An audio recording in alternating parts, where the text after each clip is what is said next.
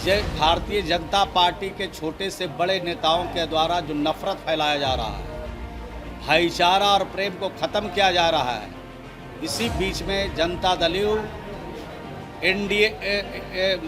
India परिवार नफरत को ख़त्म करेगी, प्यार का पैगाम देगी, आपस में मिलत और प्रेम पैदा करेगी। नमस्कार, आप देख रहे हैं सिटी पोस्ट लाइव और मैं हूं आपके साथ पूजा शर्मा।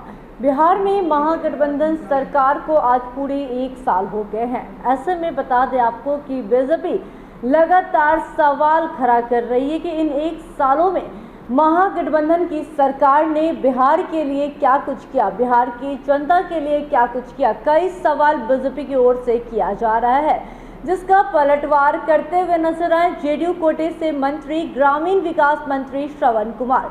पलटवार करते हुए उन्होंने कहा कि 2024 में बीजेपी कहीं भी नजर नहीं आएगी, पूरी तरीके से इनका सफाया कर दिया जाएगा। इसी के साथ बीजेपी पर निशाना साधते हुए उन्होंने कहा कि आज बीजेपी के लोग जो है वो सारे लोग ईमानदार हैं और दूसरी पार्टियों में जो लोग हैं वो बेईमान हो गए, ये कहते हुए नजर आए हैं ग्रामीण विकास मंत्री। इसी के साथ साथ बता दें आपको कि बीजेपी के जो सांसद निशिकांत दुबे के द्वारा जो बयान दिया गया उस पर भी उन्होंने अपनी प्रतिक्रिया रखी है और साफ तौर पर कहा है कि इन लोगों का काम ही क्या है, बेबुनियाद आरोप लगाना। आज अलग हो गए तो हम लोग गलत हो गए और जब साथ थे तो अच्छे थे, ये कहते हुए नजर आए ग्रामीण विकास मंत्री श्रवण कुमार। इसी के साथ साथ जब भाईचारा यात्रा को लेकर उनसे सवाल किया गया तो क्या कुछ कहते हुए नजर आए ग्रामीण विकास मंत्री श्रवण कुमार। छोड़े जाते हैं आपको उनके बातों के साथ। 1 साल पूरे हो गए हैं, बीजेपी सवाल उठा रही है। बीजेपी परेशानी में है, बीजेपी बेचैनी में है, उनके हाथ से सत्ता जाने वाली है, कुर्सी समाप्त होने वाली है उनकी चंद दिनों में, तो बिल्कुल परेशानी में है। तो सवाल तो उठाएंगे और उसका सवाल, सही सवाल तो बिहार की जनता देने के लिए तैयार है। 2024 के बाद भाजपा दिखाई नहीं देगा कि भारत में कहाँ पर है। पर बीजेपी तो बीजेपी कह रही है कि पिछले 1 साल में नीतीश कुमार की बहुत उपलब्धि है, करप्शन बढ़ा है, क्राइम बढ़ा है, मोटेशन के नाम पर लाखों रुपए की लूट हो रही है और नीतीश कुमार और उनके गठबंधन के साथी कह रहे हैं कि बिहार बहुत खुशहाल और तरक्की है। जहाँ जहाँ भाजपा शासित प्रदेश है वहाँ तो दूध की नदियाँ बह रही है, वहाँ तो देश के सभी लोगों को जाना चाहिए।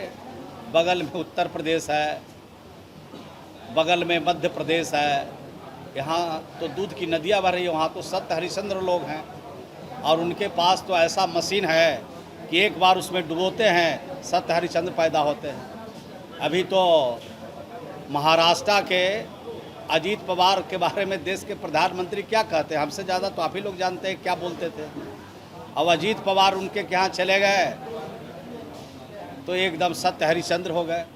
तो जितना सत्य हरिश्चंद्र है, जितना बेहतर काम करने वाले हैं, जितना अच्छा काम करने वाले हैं, जितना ईमानदार लोग हैं, वो सब भारतीय जनता पार्टी में, और जितने बेईमान लोग हैं, जितना अच्छा काम करने वाले नहीं हैं, सब दूसरे पार्टियों में रहते हैं। और जब उनके यहाँ चले जाते हैं ये बेईमान लोग, उनके परिभाषा के अनुसार, उनके अनुसार सब सत्य हरिश्चंद्र हो जाते हैं।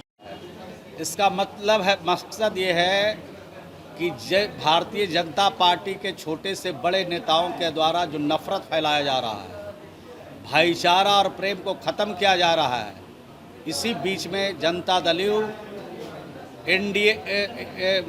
इंडिया परिवार नफरत को ख़त्म करेगी, प्यार का पैगाम देगी, आपस में मिलत और प्रेम पैदा करेगी।